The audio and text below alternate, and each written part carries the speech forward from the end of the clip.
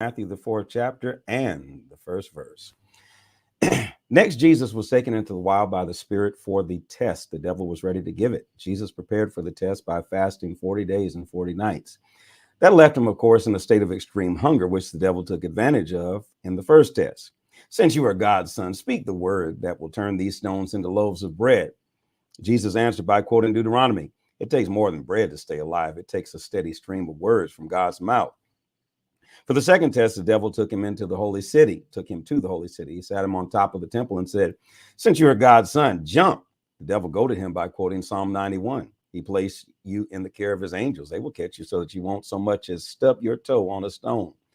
Jesus countered with another citation from Deuteronomy. Don't you dare test the Lord your God. For the third test, the devil took him to the peak of a huge mountain. He gestured expansively, pointing out all the earth's kingdoms, how glorious they were. And then he said, they're yours, lock, stock, and barrel. Just go down on your knees and worship me, and they're yours. Jesus' refusal was curt. Beat it, Satan. He backed his rebuke with the third quotation from Deuteronomy. Worship the Lord your God and only him. Serve him with absolute single-heartedness. The test was over. The devil left, and in his place, angels came and took care of Jesus' needs, teaching and healing. When Jesus got word that John had been arrested, he returned to Galilee. He moved from his hometown Nazareth to the lakeside village Capernaum, nestled at the base of Zebulun and Naphtali hills. This move completed Isaiah's revelation. Land of Zebulun, land of Naphtali, road to the sea over Jordan. Galilee, crossroad for the nations. People sitting out their lives in the dark saw a huge light. Sitting in that dark, dark country of death, they watched the sun come up. This Isaiah prophesied revelation came to life in Galilee the moment Jesus started preaching. He picked up where John left off. Change your life. God's kingdom is here.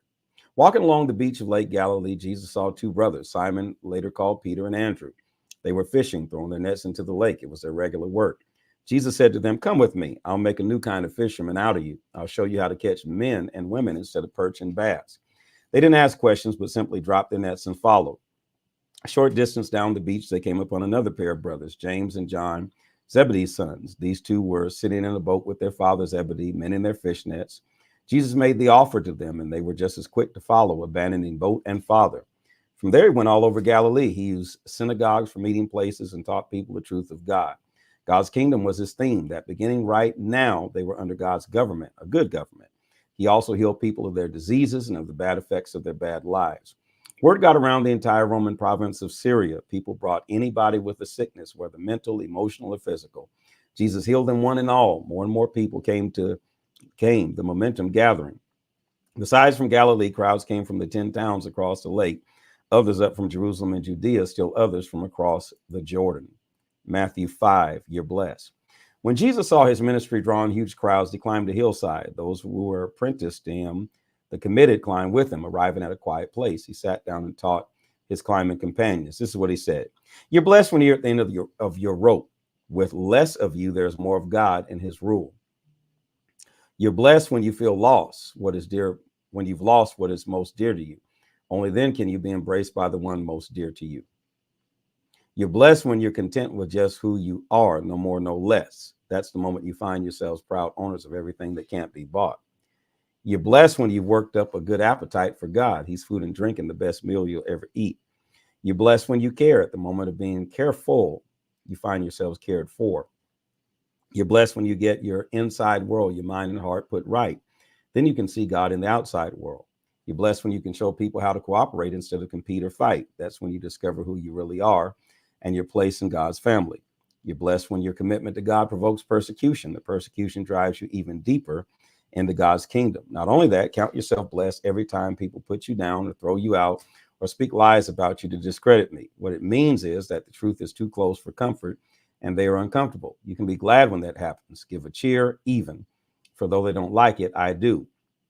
And all heaven applauds and knows that you are in good company. My prophets and witnesses have always gotten into this kind of trouble. Salt and light.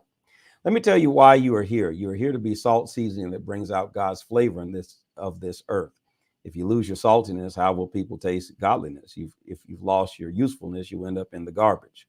Here's another way to put it. You're here to be light, bringing out the God colors in the world. God is not a secret to be kept. We're going public with this. It's public as a city on a hill. If I make you light bearers, you don't think I'm going to hide you under a bucket, do you? I'm putting you on a light stand. Now that I've put you on the hilltop on a light stand, shine. Keep open house. Be generous with your lives. Be opening up others. Be opening up to others. You'll prompt people to open up with God, this generous Father in heaven. Completing God's law. Don't suppose for a minute that I've come to demolish the scriptures, either God's law or the prophets. I'm not here to demolish, but to complete. I'm going to put it all together in a vast panorama. God's law is more real and lasting than the stars in the sky and the ground at your feet. Long after stars burn out and earth wears out, God's law will be alive and working. Trivialize even the smallest item in God's law, and you'll only have trivialized yourself. But take it seriously. Show the way for others, and you will find honor in the kingdom. Unless you do far better than the Pharisees in the matters of right living, you won't know the first thing about entering the kingdom: murder. You're familiar with the command to the ancients, do not murder. I'm telling you that anyone who is so much as angry with a brother or sister is guilty of murder. Carelessly call your brother a brother idiot, and you might find yourselves hauled into court. Thoughtlessly yell stupid at a sister, and you're on the brink of hellfire. The simple moral fact is that words kill.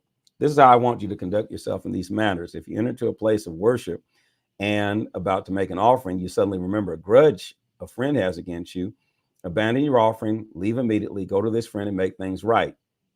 Then and only then come back and work things out with God. Or say you're out on the street and the old enemy accosts you. Don't lose a minute. Make the first move, make things right with him. After all, if you leave the first move to him, knowing his track record, you're likely to end up in court, maybe even in jail. If that happens, you won't get out with a stiff fine. Adultery and divorce. You know the next commandment pretty well, too. Don't go to bed with another spouse, but don't think you preserved your virtue simply by staying out of bed. Your heart can be corrupted by lust even quicker than your body. Those ogling looks you think nobody notices, they're also corrupt. Let's not pretend this is easier than it really is. If you want to live a morally pure life, here's what you have to do. You have to blind your right eye the moment you catch it in a lustful leer. You have to choose to live one-eyed or else be dumped on a moral trash pile. And you have to chop off your right hand the moment you notice it raised threateningly. Better a bloody stump than your entire being discarded for good in the dump.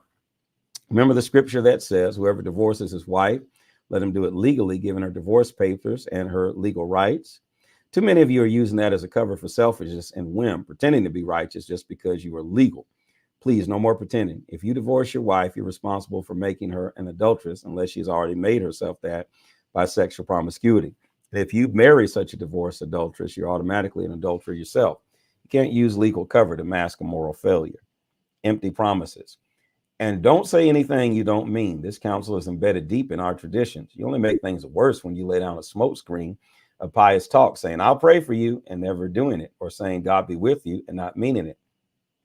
You don't make your words true by embellishing them with religious lace and making your speech sound more religious. It becomes less true. Just say yes and no. When you manipulate words to get your own way, you go wrong. Love your enemies. Here's another old saying that preserves a second look. Eye for eye, tooth for tooth. Is that going to get us anywhere? Here's what I propose. Don't hit back at all. If someone strikes you, stand there and take it. If someone drags you into court and sues for the shirt off your back, wrap your best coat and make a present of it. And if someone takes unfair advantage of you, use the occasion to practice the servant life. No more tit for tat stuff. Live generously. You're familiar with the old written law, love your friend, and its unwritten companion, hate your enemy. I'm challenging that. I'm telling you to love your enemies. Let them bring out the best in you, not the worst. When someone gives you a hard time, respond with the supple moves of prayer, for then you are working out of your true selves, your God-created selves. This is what God does. He gives his best, the sun to warm and the rain to nourish. To everyone, regardless, the good and the bad, the nice and the nasty. If all you do is love the lovable, do you expect a bonus? Anybody can do that. If you simply say hello to those who greet you, do you expect a medal? Any of the run-of-the-mill sinner does that. In a word, what I'm saying is grow up, your kingdom subjects. Now live like it. Live out your God-created identity. Live generously and graciously toward others the way God lives towards you. This is the word of the Lord.